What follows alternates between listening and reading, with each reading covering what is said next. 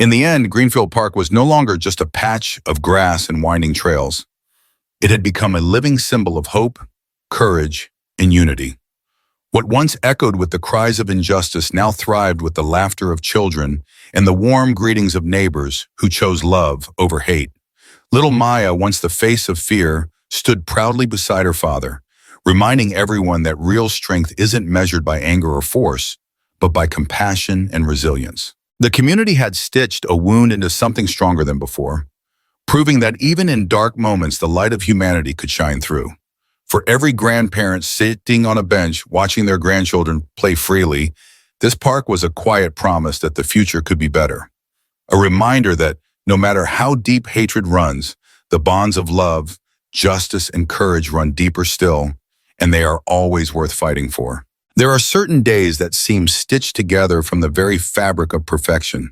Days when the sun drapes the earth in a soft golden glow, and the air carries the scent of freshly cut grass and blooming flowers. Greenfield Park, on that unforgettable Saturday, was a portrait of such a day. It was the kind of place where memories are made without effort, where time slows down just enough for laughter to linger a little longer and worries to be left behind like forgotten hats on a park bench. Families gathered under the grand old oaks, their leaves whispering secrets of summers long past. Blankets were spread across the vibrant green fields. Children's laughter soared like music on the breeze, and bicycles spun lazily along the winding paths. You could hear the rhythmic thunk of a basketball on the court, the delighted squeals of little ones chasing bubbles, the distant strum of a guitar, weaving a gentle melody through the air. Everything about the park breathed life and belonging, a living quilt stitched together by generations who had once strolled those same shaded walkways. To the seniors who sat beneath the trees, their canes resting at their sides and their eyes crinkled in warm smiles, it was a sight that stirred deep memories. Memories of their own childhoods when community meant more than proximity, when a nod and a wave were currency enough to build friendships that lasted lifetimes. Watching the children play so freely, the older folks saw not just games, but the very heartbeat of America, resilient, joyful, and wide open to all. It was a park for everyone, young and old, black and white, rich and poor. Greenfield Park didn't just welcome diversity, it celebrated it. In every corner you saw the rich, textured tapestry of humanity, a grandfather teaching his grandson how to fish by the pond, a teenage couple sharing a milkshake on a worn picnic table, a group of mothers pushing strollers and swapping stories about sleepless nights and first steps. But in the shadow of all this beauty, unseen yet heavy, there sometimes lingered those who resisted change, whose hearts had hardened against the simple, sacred truth that every person, regardless of color or creed, deserves a place under the sun. Still, on that warm, breezy afternoon, Greenfield Park was a testament to the idea that, more often than not, love speaks louder than hate, and belonging feels bigger than fear. For those who had lived long enough to know the bitter taste of division, there was a special kind of peace in seeing so many gathered without walls between them. It was a peace worth protecting, a memory worth fighting for, a hope that, even in a world that sometimes forgets its better angels, there are still places where the simple joys of life, children's laughter, neighbors' greetings, and the warm clasp of an old friend's hand can remind us that we are, at our core, one family. And on that day, Greenfield Park stood shining as a soft, steadfast reminder that the America they believed in, the America of kindness, fairness, and simple human decency, was alive and well, waiting to be claimed by anyone brave enough to love it fiercely. Among the countless faces that colored Greenfield Park that day, two stood out, not because of who they were at first glance, but because of the story their hearts would soon tell. Maya was only 9 years old, but already she carried the kind of light that could soften the hardest corners of the world. With her pink bicycle, still a little too big for her growing frame, and a smile that could outshine the sun itself, she rode through the park with the kind of innocence that makes strangers pause and remember the best parts of their own youth. Her laughter, pure and musical, danced on the breeze, weaving its way through the oak trees and into the hearts of anyone lucky enough to hear it. She was the sort of child who stopped to pick up a fallen ball for a younger toddler without a second thought. The sort who clapped enthusiastically for a street musician after he played a simple tune, slipping a crumpled dollar bill into his hand with wide-eyed gratitude.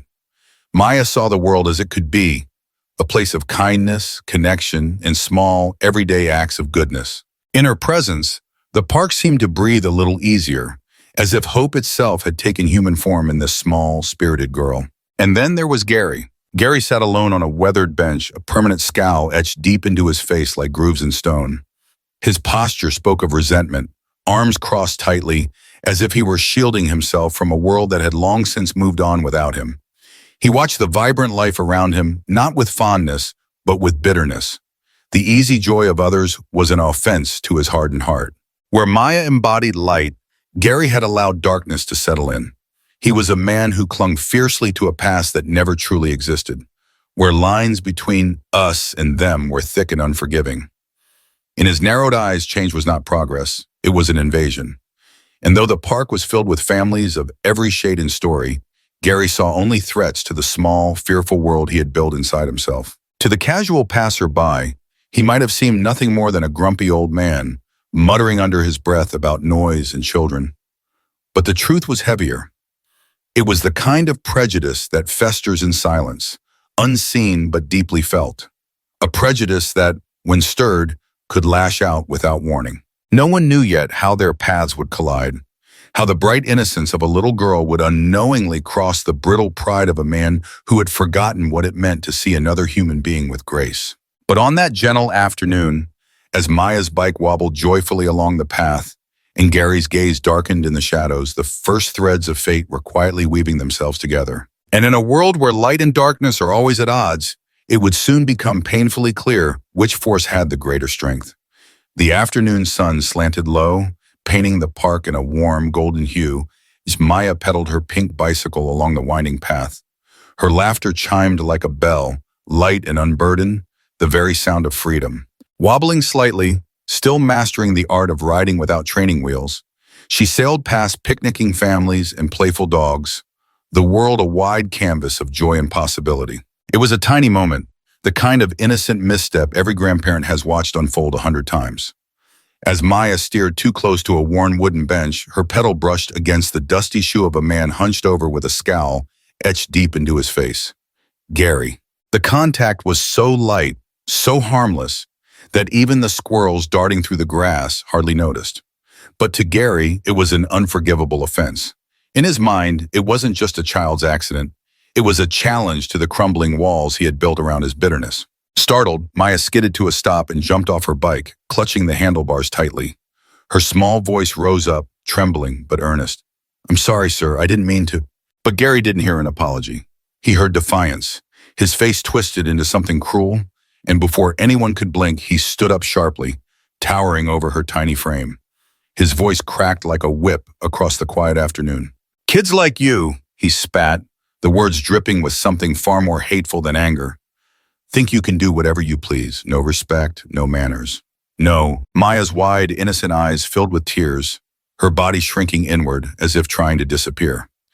She opened her mouth to apologize again, but Gary's fury burned hotter. He jabbed a trembling finger in her face, ranting about discipline, about how children today had no decency, about how people like her were ruining everything. The nearby conversations faded into stunned silence. Parents clutched their children's hands a little tighter. Joggers slowed their pace. Eyes turned and phones quietly rose to record the confrontation. Maya's mother, Lisa, saw the scene unfolding from across the field and felt her heart drop. The protective instinct that only a mother knows kicked in, and she began rushing toward her daughter, her book forgotten, her world narrowed to one focus: get to Maya. But the damage had already begun. Gary, his voice trembling with self-righteous fury, hurled another insult.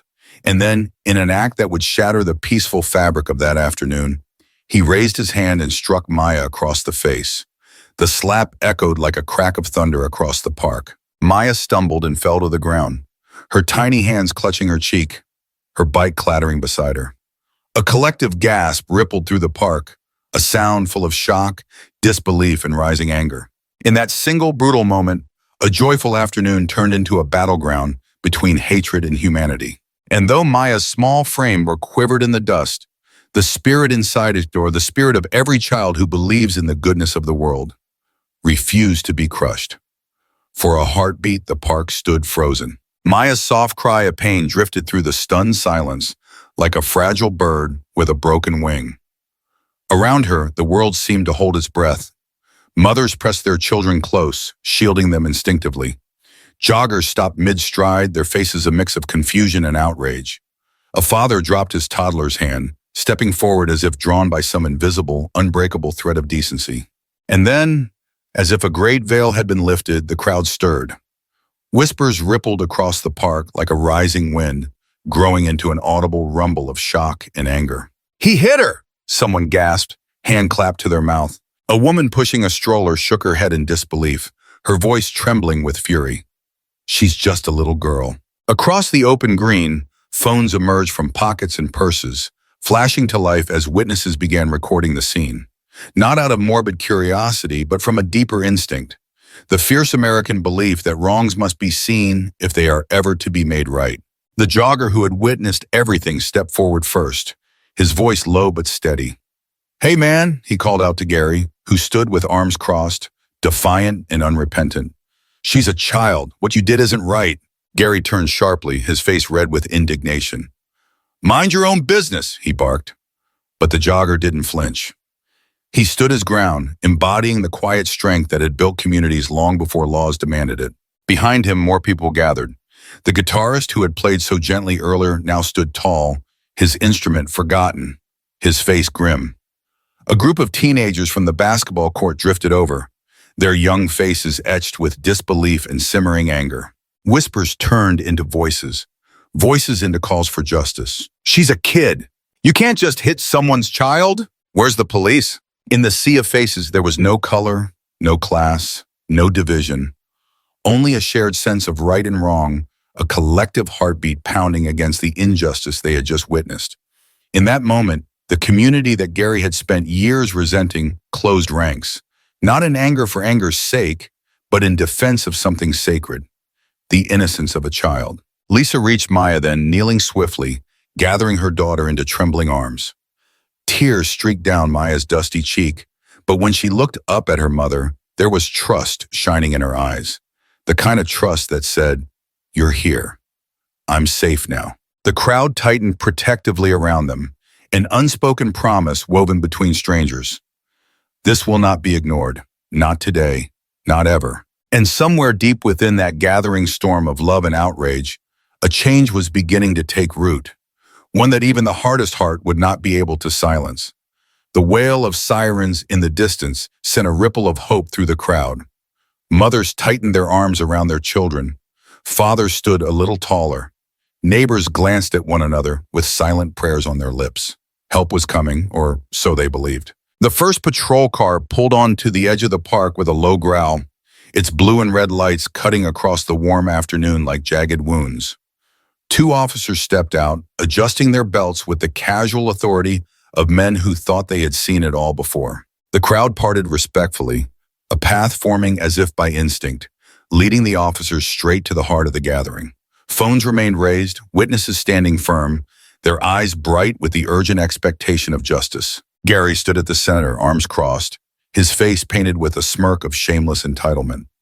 He barely looked at Maya, who clung to her mother's side, her small body trembling, but her spirit unbroken.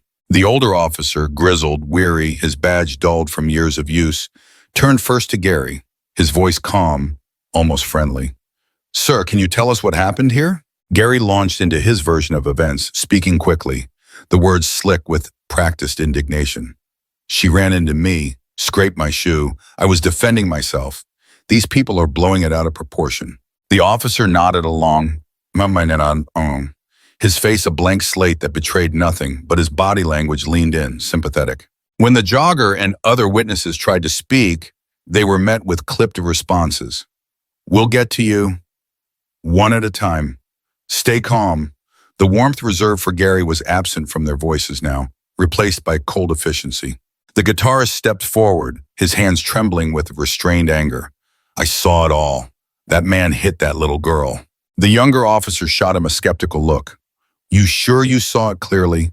Sometimes people misinterpret these things. A hush fell again over the crowd, not the stunned silence of before, but a heavier, darker quiet, the kind that comes when trust begins to crack. Lisa rose to her full height, her voice clear and steady despite the tremor in her hands. "He struck my daughter," she said, her words carrying the weight of every mother who has ever had to stand between her child and the cruelty of the world. But the officers seemed unmoved. One turned to Gary again, speaking softly as if to reassure him. "Looks like a misunderstanding. Let's not escalate things." A few members of the crowd gasped. A woman holding a stroller muttered, "Unbelievable," shaking her head. For a moment, it seemed as if the system meant to protect would instead protect the wrong side, as if the truth so painfully visible to all who stood there would be papered over by old habits and silent prejudices. But Lisa didn't flinch. She clutched her phone tightly, her fingers moving swiftly across the screen, her resolve burning brighter with each keystroke. The officers, unaware of the tide about to turn against them, began murmuring about letting everyone go their separate ways. And above the murmur of discontent in the crowd, a quiet promise was being made, a promise that injustice once seen would not be allowed to stand unchallenged. Not here, not now. Just when hope began to flicker like a candle in the wind, a new sound rose in the distance, steady, rhythmic, undeniable. Sirens again, but this time a different kind. The crowd turned toward the entrance of the park as a line of gleaming black and white police cars rolled in, engines humming with purpose. They pulled up in perfect formation, and from their doors stepped officers whose every movement spoke of discipline and resolve. But it wasn't the cars or the officers that drew a collective breath from the onlookers. It was the sleek black SUV that arrived last. From it stepped a man whose very presence seemed to shift the weight of the air itself. Tall, broad-shouldered, with a face carved from quiet authority, Chief Jackson walked toward the scene with the measured stride of a man who knew both his power and his responsibility. His uniform was impeccable, his eyes sharp, scanning the crowd until they softened. Just for a moment when they found Maya. Lisa stepped aside, her hand resting protectively on Maya's small back. Relief and restrained fury radiated from her as she whispered, "She's right here." Chief Jackson knelt down, his large hands gentle as he lifted Maya's chin to see the red swelling mark on her cheek. His voice, low and steady, carried the strength of 1,000 fathers who would do anything to protect their child. "Are you all right, sweetheart?" Tears welled in Maya's eyes as she nodded, her voice a broken whisper. "I'm okay now, Daddy." The tenderness in that moment was a thread of gold woven through the heavy fabric of anger and injustice. But when Chief Jackson stood, his face hardened. The softness reserved for his daughter vanished, replaced by the immovable resolve of a man who understood exactly what had been done and what must be done in return. He turned to Gary, whose bravado visibly crumbled under Jackson's gaze. "You," Chief Jackson said, his voice as sharp and clear as a church bell in the quiet of evening. "Tell me exactly what happened." Gary stammered, fumbling for words that wouldn't come. His usual arrogance evaporated into the humid air, leaving only the desperate sputtering of a man cornered by his own cruelty. She was reckless. It was an accident. I didn't mean to." "You hit a 9-year-old girl," Jackson cut in, each word a hammer blow. "That's what you did." The witnesses who had been dismissed moments earlier now found their voices again. The jogger, the guitarist, the mothers, and the teenagers, all speaking in one steady, rising chorus. "We saw it. He hit her. It wasn't an accident." Gary's excuses shriveled under the weight of truth. The phone still recording, the faces still watching. Jackson turned to the officers who had tried to let Gary walk free. His voice, colder now, demanded answers they could not give. And in that moment, standing beneath the old oaks that had witnessed generations of change, he made it clear there would be no hiding from justice today. "Take him into custody," Jackson ordered, his voice ringing with finality. "Charge him with assault. Add hate crime enhancements." The officers moved quickly, cuffing Gary as he sputtered weak protests no one listened to. Chief Jackson knelt once more beside his daughter, lifting her into his arms. As he stood, the crowd parted to let him through, their faces shining not just with admiration, but with something deeper. A renewed faith that even in a world cracked by prejudice, there are those who will stand, who will protect, who will demand better. And on that day, in that small sunlit park, justice did not whisper, it thundered. The wheels of justice, though sometimes slow, had begun to turn, and Gary found himself caught beneath their relentless grind. By the time the sun dipped behind the trees of Greenfield Park, the footage of Gary's assault had already traveled farther than he ever could have imagined. Captured by dozens of phones, his hateful words, his raised hand, and the proud, unrepentant look on his face were now etched into the memory of a nation that had grown weary of turning a blind eye. Within hours, Gary's name was plastered across news feeds and television screens. His neighbors, once willing to tolerate his grumbling from a distance, now spoke openly to reporters about years of casual cruelty, the way he yelled at children who played too close to his yard, the snide remarks he made to delivery drivers, the dark looks he gave to families who didn't look like him. One neighbor, her voice heavy with regret, confessed, "We saw the signs. We just didn't think it would come to this." His employer, a company that had long prided itself on its values of inclusion and respect, acted swiftly. A public statement was released before the noon hour, condemning Gary's behavior in the strongest terms and announcing his immediate termination. There would be no hiding behind excuses, no sweeping this ugliness under the rug. Gary's world, once so carefully walled off, began to crumble. Friends stopped answering his calls. Doors that had once opened to him now stayed firmly shut. In the span of a few short days, he became a pariah, a cautionary tale whispered about in grocery store aisles and on front porches. But the consequences did not end there. The legal system, too, answered the call for accountability. Gary faced formal charges, assault with hate crime enhancements, standing before a judge who, like the rest of the world, had seen the truth with her own eyes. Witness after witness rose to speak, their voices steady, their words cutting through the courtroom air like a sharpened blade. There was no ambiguity, no misplaced sympathy. The evidence was clear, and the verdict was inevitable. Yet perhaps the greatest consequence Gary faced was not in the punishment handed down by the court. It was in the mirror he was now forced to look into, the mirror of public conscience, of his own irredeemable choices laid bare. Because in the America that raised him, there was a time when men like Gary could wound and walk away, their hate hidden behind silence and indifference. But not anymore. Not in this place, not in this time. He had misjudged the world he lived in. He had mistaken silence for acceptance, prejudice for pride. And now, stripped of his dignity, his reputation, and the false comfort of his own bigotry, Gary was left with nothing but the bitter ashes of his own making. In the end, it was not the crowd, nor the cameras, nor even Chief Jackson who truly defeated him.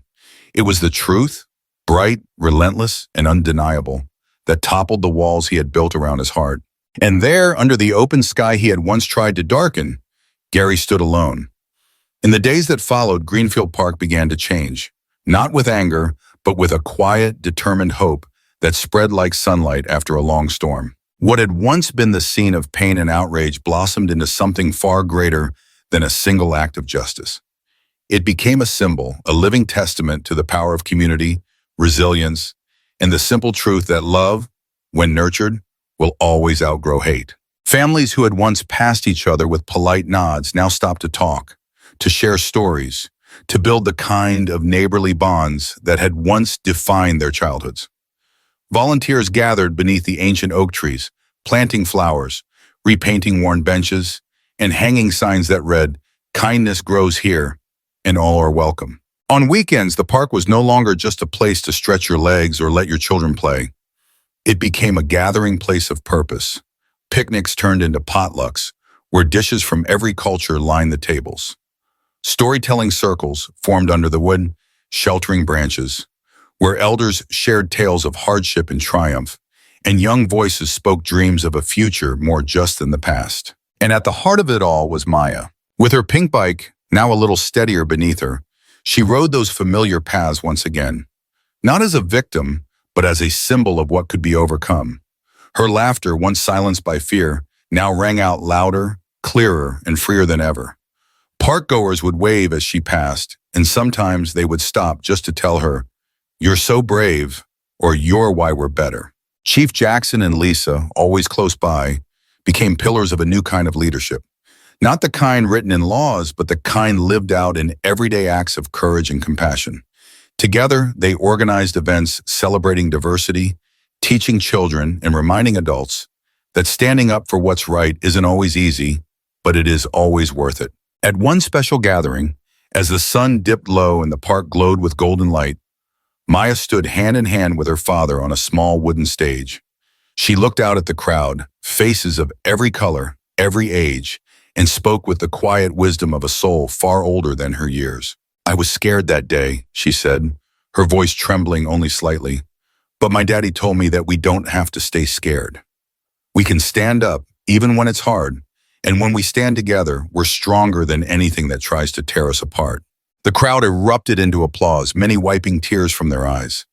Grandparents, parents, children, all united not by politics or appearances, but by something much deeper. A shared belief in dignity, in fairness, in the promise of a better tomorrow. Greenfield Park, once just a patch of green in a busy town, had become a beacon. A place where wounds could heal. A place where hate had been met and defeated by something far stronger. A place where the best of America lived, grew, and dared to dream again. As the seasons turned and the memory of that fateful day settled into the town's collective heart, one truth remained unshakable.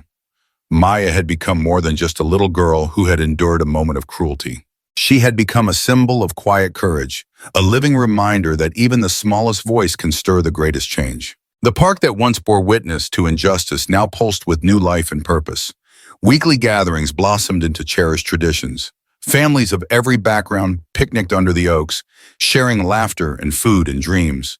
Story hours, led by elders and young ones alike, filled the air with lessons of perseverance, kindness, and unity. And always, somewhere in the heart of it all, was Maya, her spirit weaving through the park like a bright ribbon of hope. It wasn't uncommon now to see her standing tall, her pink bike leaning nearby, as she addressed a circle of children seated cross-legged at her feet. With her sweet, steady voice, she would tell them not just of what had happened, but of what had come after. The standing up, the coming together, the unbreakable power of choosing love over fear. Her bravery inspired more than kind words. It sparked action. A new community initiative was born, one that provided anti-bias training for local schools and organized workshops on empathy and respect. What had begun with a single, painful moment had unfurled into a movement, rooted in hope and watered by the collective will to do better. Chief Jackson and Lisa stood proudly by Maya's side, never shielding her from the truth, but lifting her up within it, teaching her and all who listened that strength is not the absence of fear, but the choice to face it with open arms. And the people listened. At one particularly moving event, as twilight deepened into a velvet sky stitched with stars, Maya climbed once again onto a small wooden stage. Lanterns swayed gently in the evening breeze, casting soft golden halos around the crowd. She took a deep breath, her small hands gripping the edges of the podium, and spoke with the clarity and conviction of someone who had lived far beyond her years. "I'm not brave because I didn't feel scared," she said, her voice carrying across the hushed park. "I'm brave because I didn't let fear stop me, and you don't have to either." Tears glistened in the eyes of grandparents and parents alike, some holding the hands of the children they loved fiercely, now more determined than ever to leave them a better world.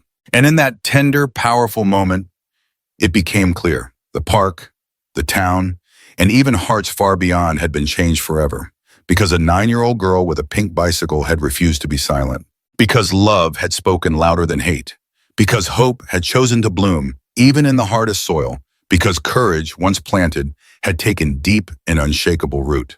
And from that day forward, Greenfield Park wasn't just a place to gather, it was a place to remember and a place to believe. In the end, the story of Greenfield Park became more than just a memory. It became a living testament to the enduring power of the human spirit. What began as an afternoon marred by hatred had transformed into a movement woven from threads of hope, courage, and community. The park itself seemed to breathe differently now, as if it had been baptized in resilience and crowned with a new purpose. It was no longer just a place to stretch your legs or pass an idle afternoon. It was a sanctuary where the values that truly matter, kindness, justice, and unity, took root and flourished. And at the center of it all was Maya. A small girl with a pink bicycle and a heart fierce enough to change the world. Her laughter once again filled the air like the sweetest song, and her courage lit a path that others eagerly followed. She had shown the town, and anyone who would listen, that real bravery wasn't loud or boastful. It was quiet, steady, and unwavering. It was standing tall even when your knees trembled, speaking truth even when your voice shook. Chief Jackson and Lisa, side by side, became living proof that leadership begins at home, with love, with vigilance, with the refusal to let fear have the final word. They had taught Maya, and through her, an entire community, that justice is not an abstract ideal. It is something we carry into the world every day, through every action, every word, every choice to stand up instead of standing by. For the older folks who gathered under the shade of the oaks, watching the children race and tumble through the grass, there was a deep and abiding sense of peace. They had seen too much history not to recognize a turning point when it came. They knew that change, real change, rarely came in thunderous waves. It came in steady ripples, born from simple, stubborn acts of goodness like the ones they were witnessing now. Greenfield Park had become more than a landmark. It was a legacy. A reminder that no act of hate, no matter how loud, could ever drown out the softer, stronger voices of love and courage. A living promise that the future belonged not to those who sowed division, but to those who dared to believe in something better, and worked each day to make it so. And so, under skies that seemed a little bluer, and trees that seemed to stand a little taller, the town moved forward. Not forgetting the past, but honoring it by building a better tomorrow. A tomorrow where every child could laugh without fear, where every neighbor greeted another with warmth, where the measure of a community wasn't the fences that divided it, but the hands that reached across them. Because in the end, the story of Maya, Chief Jackson, and Greenfield Park wasn't just a story about standing up once. It was a story about standing up always. And it was a story that, in the hearts of all who witnessed it, would never be forgotten. In the quiet heart of Greenfield Park, where the laughter of children now floats freely on the breeze, a powerful truth remains. Courage, once awakened, does not return to sleep. Maya's story is not just about a single act of bravery.